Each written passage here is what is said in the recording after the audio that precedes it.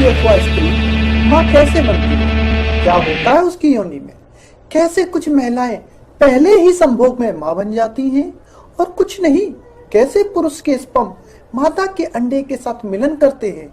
ये सभी प्रश्न मनुष्य के दिमाग में हमेशा ही जिज्ञासा पैदा करते रहे हैं।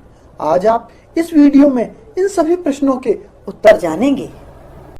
जैसा कि आप चित्र में देख सकते हैं, एक स्त्री के अंदर 2 ओवरी होती हैं। इन दोनों ओवरियों में से किसी एक ओवरी में एक साथ अपने आप सारे अंडे पकने शुरू हो जाते हैं, परंतु केवल एक अंडा ही अच्छी तरीके से पककर शुक्राणुओं के साथ मिलन करने योग्य बन पाता है और बाकी सब अंडे सूखकर बेकार हो जाते हैं। मासिक धर्म के प्रायः 10 दिन बाद डिम, जिसे स्त्री का अंडा भी कहते हैं, स्त्री की ओवरी से बाहर निकलता है। इस प्रोसेस को ओव्यूलेशन क्रिया कहते हैं। ओवरी से जैसे ही पका हुआ अंडा बाहर निकलता है, अंडवाहिनी के सिरे पर मौजूद झूमते हुए रेशे इस अंडे को हाथी की सूंड की तरह पकड़कर नली के मुख छिद्र में डालकर धकेल देते हैं। जैसे जैसे अंडा अंडवाहिनी नलिकाओं में पहुंचता है, स्त्री की काम वासना बढ़ती चली जाती है।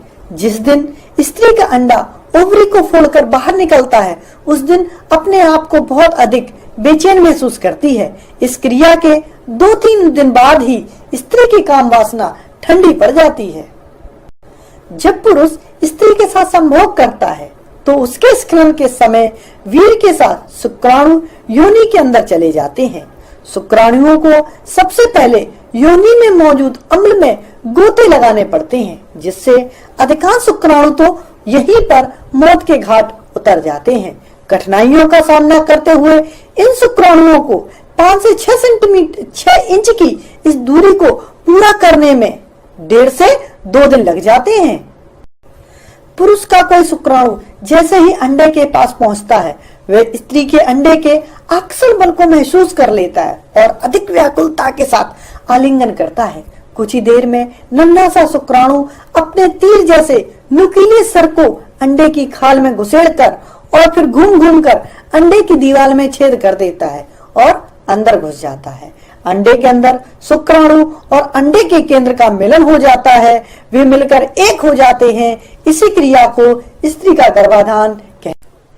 प्रकृति करोड़ों स्पर्म में से किसी एक स्पर्म को और सैकड़ों अंडों में से किसी एक अंडे को ही मिलन का मौका देती है।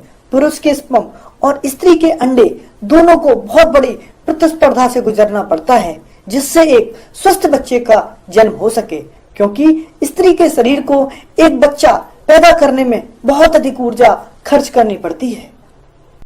पुरुष के शुक्राणु योनि में 2 से 3 दिन तक ही जीवित रह सकते हैं। स्त्री का अंडा ओव्यूलेशन क्रिया के बाद अधिक से अधिक 1 से 2 दिन ही जीवित रह सकता है।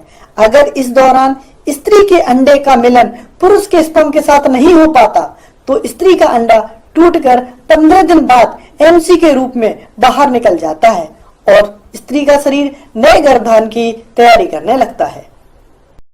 और अधिक जानकारी के लिए कृपया हमारे चैनल को शेयर, सब्सक्राइब और G+ अवश्य करें। थैंक यू, धन्यवाद।